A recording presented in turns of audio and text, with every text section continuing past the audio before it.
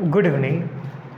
आज हम बात करेंगे सीबीएसई का नया एग्ज़ाम पैटर्न आ गया है ना। इधर 2-3 दिन पहले 5 तारीख को रिलीज हुआ। सीबीएसई पहले कंडक्ट करवाती थी जो एग्ज़ाम, इससे पहले 2021 से पहले जो एग्ज़ाम 21 में तो एग्ज़ाम हुआ नहीं, 22 से पहले 2020, 18, 19 में जो एग्ज़ाम हुआ था वो क्या होता था ना, आपको बोर्ड एग्ज़ाम बस साल में एक बार देना होता था। बोर्ड एग्ज़ाम साल में एक बार देना होता था, वो भी फरवरी मार्च के महीने में देते थे हम लोग। लेकिन सीबीएसई इस बार क्या कर दिया कि जो बोर्ड एग्ज़ाम है वो 2 पार्ट में डिवाइड कर दिया गया, यानी 2 टर्म में आपका एग्ज़ाम होगा। सीबीएसई न्यू एग्जामिनेशन पैटर्न, ये बोर्ड एग्ज़ाम जो होगा ये 2 पार्ट में डिवाइड कर दिया गया है।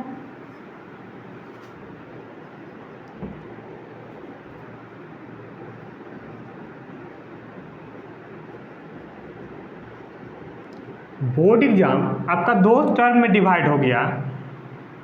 First term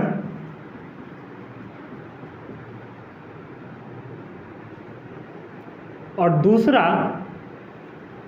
second term. First term और सेकेंड टर्म। गुड इवनिंग जो लाइव हैं, ठीक। यहाँ देखिए, कई बच्चे हमसे पूछे थे जो मेरे ऑफलाइन बैचेज में आते वो भी, और कई बच्चे जो ऑनलाइन भी हमको व्हाट्सएप ग्रुप में मैसेज करके पूछे थे कि ये पैटर्न क्या था, ये समझ में नहीं आया। बहुत ईजी, आप ध्यान देते जाइए। बोर्ड एग्ज़ाम आपका 2 टर्म में डिवाइड हो गया। फर्स्ट टर्म और सेकेंड टर्म, जब छोटा थे ना बचपन में 2 टर्म में होता था, हाफ ईयरली और फिर फाइनल।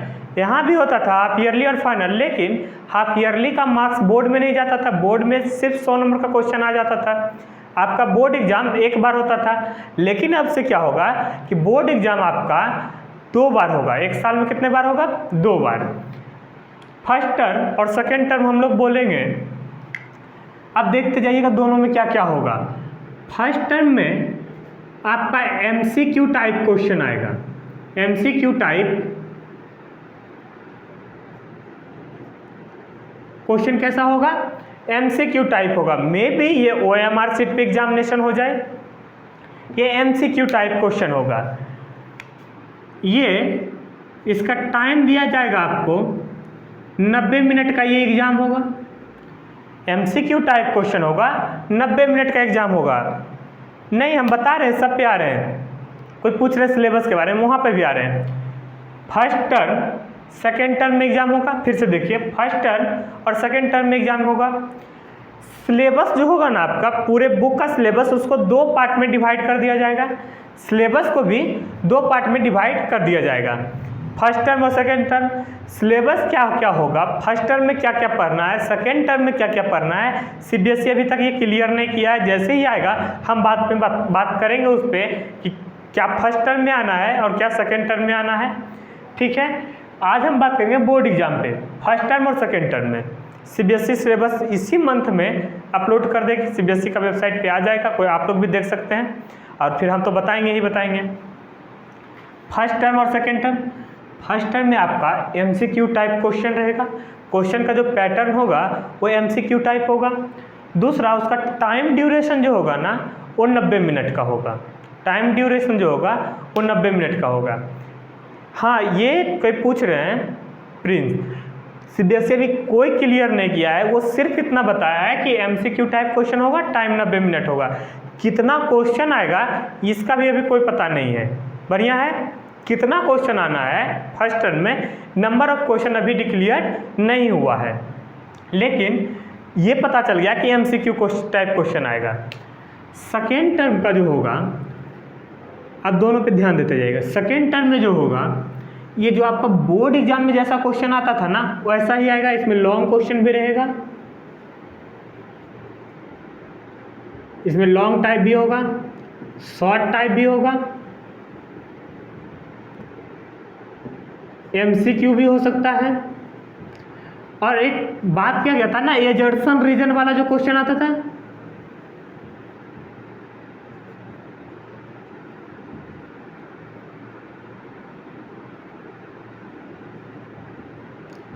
एजर्सन और रीजन वाला भी क्वेश्चन आएगा। यानी कि सेकेंड टर्म में जो आपका एग्जाम होगा ना वो जैसे आप पहले बोर्ड देते थे सेम वैसा ही क्वेश्चन आएगा, लेकिन आधा सिलेबस से आएगा। सिलेबस को भी 2 पार्ट में डिवाइड कर दिया गया है। क्या है फर्स्ट टर्म का सिलेबस, क्या है सेकेंड टर्म का सिलेबस, ये अभी CBSE जारी नहीं किया है, लेकिन जैसे ही जारी होता है हम बताएंगे। इसमें मेरा व्यक्तिगत है कि अगर हम अपने ओपिनियन से बोलें तो हमको लगता है एग्जाम पैटर्न सही लाया गया है। देखेंगे, हम लोग इस फैसले का स्वागत करेंगे। क्या है इसमें, अब आगे देखिए, सब पे सेंटर पे भी आएंगे, हम बता रहे हैं।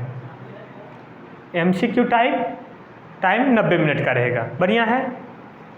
दूसरा,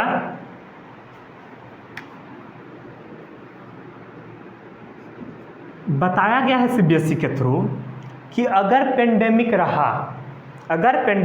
रहा, यानी ये जो कोरोना वायरस अभी चल रहा है, अगर ये रहा तो ये जो क्वेश्चन होगा ये होम सेंटर हो सकता है।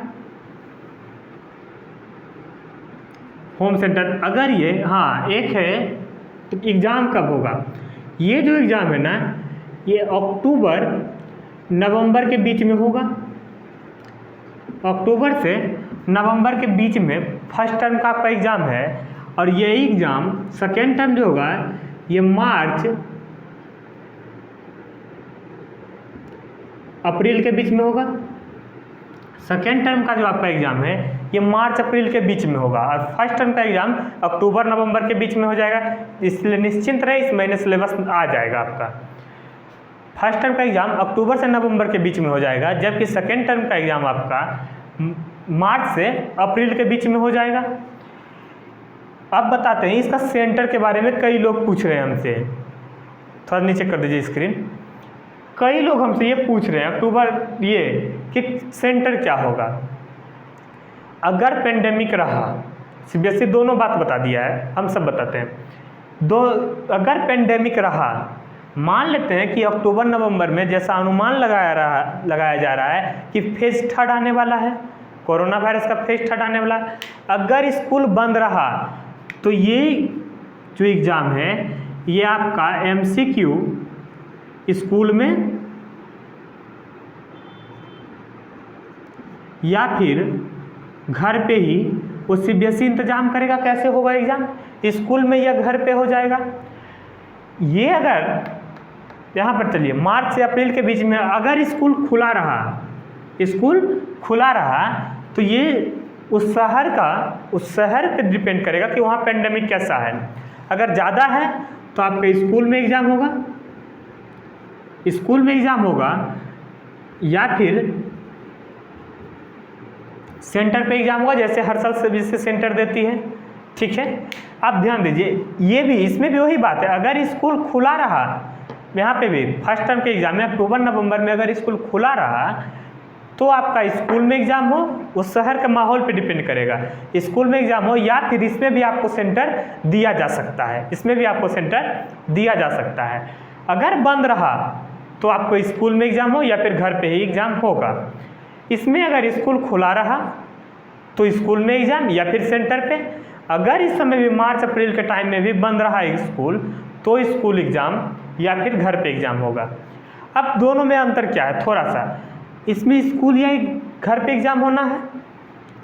इसमें अगर स्कूल या सेंटर में आप गए, अगर मान लेते हैं इसमें आपको घर पे एग्ज़ाम देना पड़ा, फर्स्ट टर्म का एग्ज़ाम आप घर पे बैठ के दिए और सेकेंड टर्म का एग्ज़ाम आप स्कूल जाके दिए, तो इसका वेटेज ज़्यादा रहेगा, मोर वेटेज। इसका वेटेज ज़्यादा रहेगा अगर आप सेंटर पे जाके एग्ज़ाम देते हैं तो। हाँ, लेकिन ये भी CBSE गाइड नहीं किया, अभी पता नहीं चला है कि किसमें कितना नंबर का सवाल पूछा जाएगा। बढ़िया है, तो आज सिर्फ हम ये बताने आए थे कि बोर्ड एग्ज़ाम का जो फर्स्ट टर्म है सेकेंड टर्म है। बढ़िया, फिर से ध्यान दीजिए, फर्स्ट टर्म में आपका MCQ टाइप क्वेश्चन होगा, समय 90 मिनट दिया जाएगा यानी 1.5 घंटे। सेकेंड टर्म में जो एग्ज़ाम होगा वो जैसे बोर्ड एग्ज़ाम लेती है वैसे ये दोनों के बीच में सिलेबस को रिड्यूस किया गया है।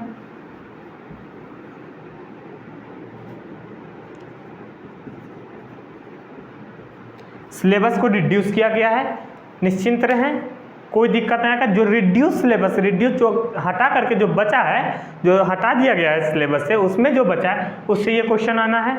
बढ़िया, इसमें भी वही होगा, जो सिलेबस से हटा देगा सेकेंड टर्म में, पहले तो सिलेबस को 2 पार्ट में बांट दिया गया, जो रिड्यूस हो गया बचा वो सेकेंड टर्म में आएगा आपका। फिर से समझिए, आप यहाँ पर ध्यान दीजिए।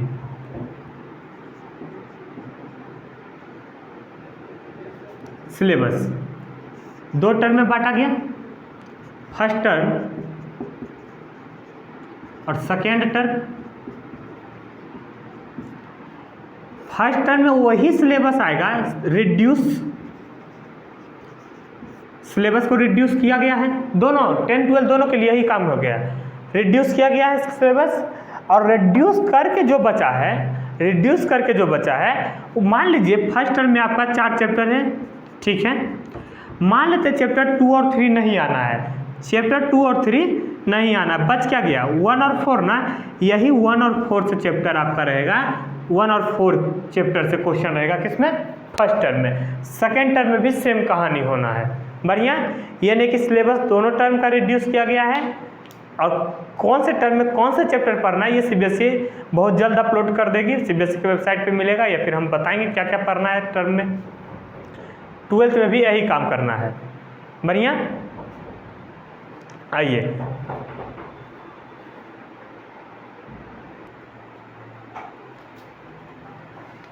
अब यहाँ बता रहे थे सीबीएसई सेकेंड टर्म में भी, मान लीजिए इसमें आ रहा है 5 6 7 8, बुक में ये 4 चैप्टर है सेकेंड टर्म के लिए, मान लेते चैप्टर 5 नहीं आ रहा है, चैप्टर 5 सीबीएसई हटा दिया गया है, बढ़िया।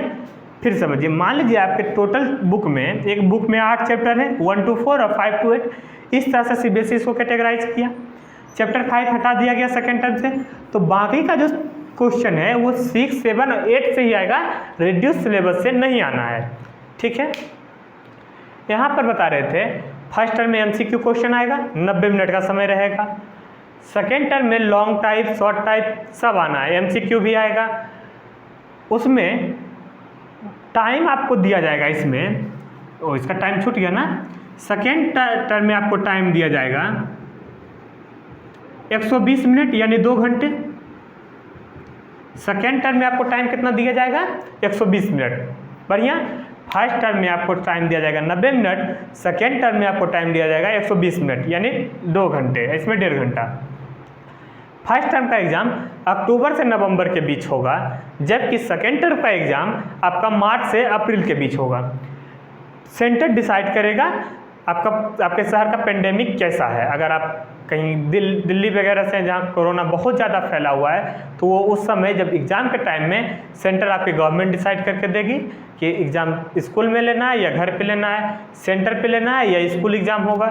ये आपका पेंडेमिक पे डिपेंड करता है। अगर थर्ड फेज आता है तो इस थर्ड फेज अगर जैसा बताया जा रहा है अक्टूबर नवंबर में आता है, अगर डेल्टा प्लस वाला वेरिएंट, तो आपका एग्ज़ाम हमको लगता है, अगर मेरे हिसाब से, तो आपका स्कूल में एग्ज़ाम लिया जाएगा, अगर स्कूल खुला तो, नहीं तो आप घर से एग्ज़ाम देंगे।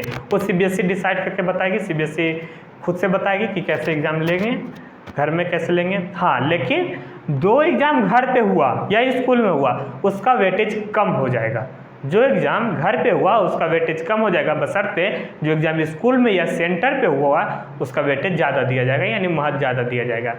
आपका जो रिजल्ट तैयार होगा वो दोनों एग्ज़ाम को मिला के होगा, दोनों एग्ज़ाम के नंबर को मिला के आपका रिजल्ट तैयार करेगी सीबीएसई। अब हम बात करेंगे